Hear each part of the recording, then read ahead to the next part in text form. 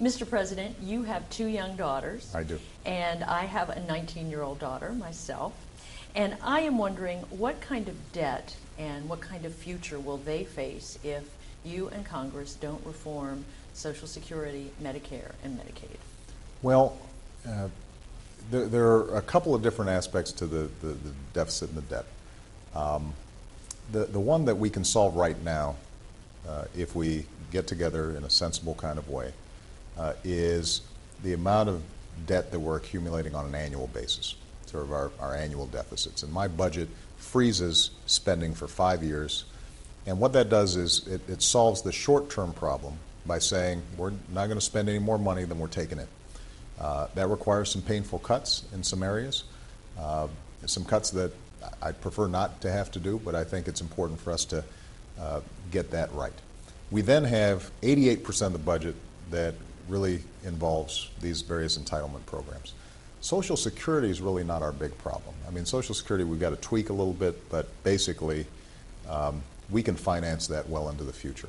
The big drivers of our deficits are going to be Medicare and Medicaid, rising healthcare costs and an older population.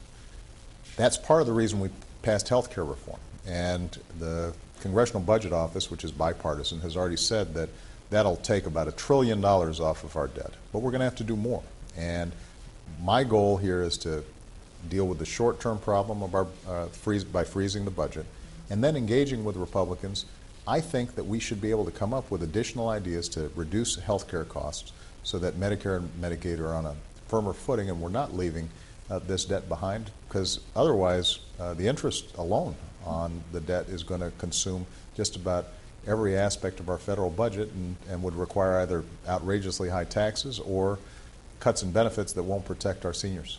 We asked our viewers for questions, Yeah. and one viewer, J. Ford Johnston of Union, Kentucky, said that he gets Social Security and Medicare, Right. and he is ready to share the pain that he knows needs to be shared. Right. And he wants to know, when are you and Congress going to get started on this solution? Well, we're starting now. I mean, the conversations have already begun.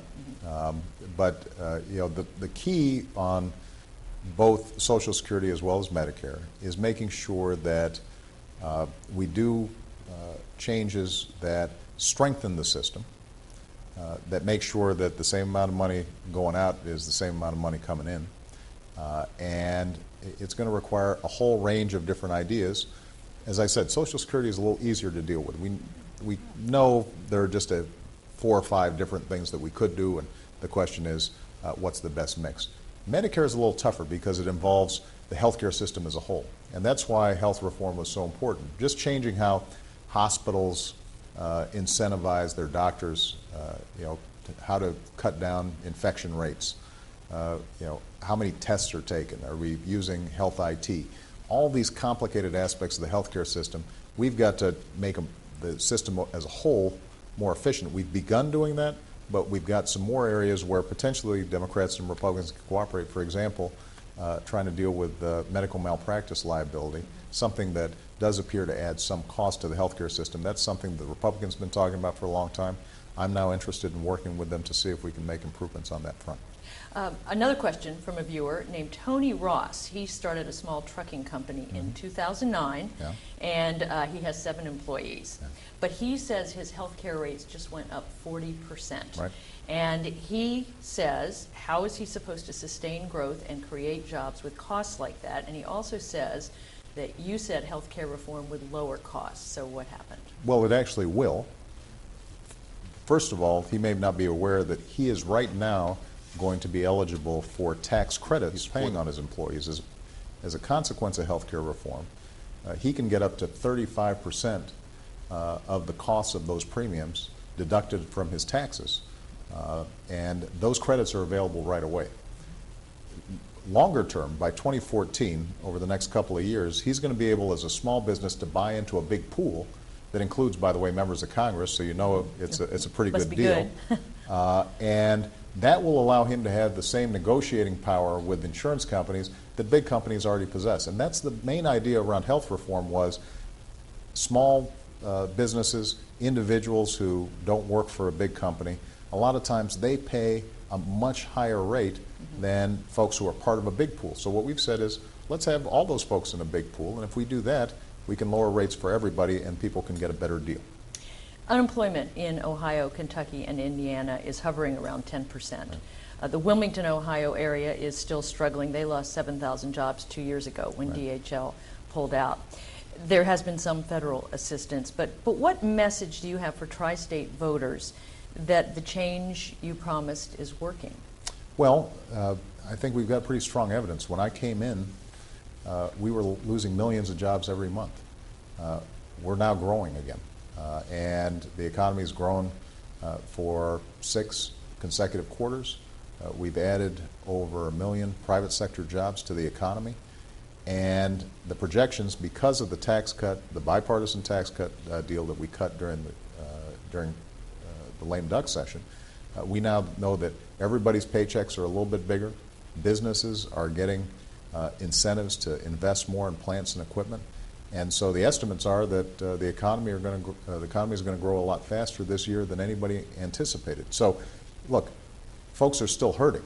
We had a big hole we had to dig ourselves out of, and I get letters every day from people who are still out of work, at risk of losing their homes.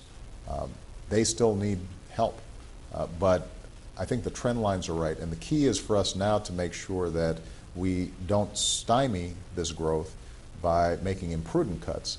We've got to make smart, strategic cuts in our budget, but we still got to invest in things like education, in innovation, in infrastructure, so that over the long term, we're still going to be able to grow. How does it feel for you to be the man who is cutting home heating assistance and Pell grants? Well, it's tough, but those two are good examples of how we've been very careful about how we apply these cuts. So on the Pell Grant program, for example, we have significantly increased Pell Grants since I've been president.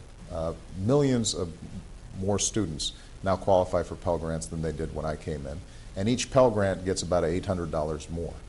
What we've said is, despite that huge increase that we made, there are some tweaks we've got to make sure this is sustainable. So, for example, people were getting Pell Grants for going to summer school. And we're saying, you know what, we need to pull that back to ensure that the millions of students who are getting it for full-time classes, that they're still able to get it. So it's true that we're making a cut from where the program has been, but it's still much more available to students than it was when I came into office. The same is true when it comes to home heating assistance. We doubled from $2.5 billion up to $5 billion the LIHEAP program for assisting low-income folks with home heating. And part of that was because we anticipated a big energy spike. Energy costs have gone down a little bit, and so what we've said is, well, let's bring the program back down to the level that it was, and if energy prices go back up, then we can re-examine that. So the point is that we don't want to inflict pain on anybody. We just want to make sure that we're not wasting money. We want to make sure that we are preserving the core functions of these programs, but we're doing it in a sustainable way. And in that sense, we're operating like ordinary families do, who cut back on things that may not be completely necessary, even though they'd be nice to have, to make sure we can invest in the things that are going to be important for the long term. Okay, they're signaling me. Okay, well, thank you so much for taking the time. Thank you. I really appreciate it. I really appreciate Thank it you. too. Good luck. Thank you. Take care. All right. Tell everybody back home I said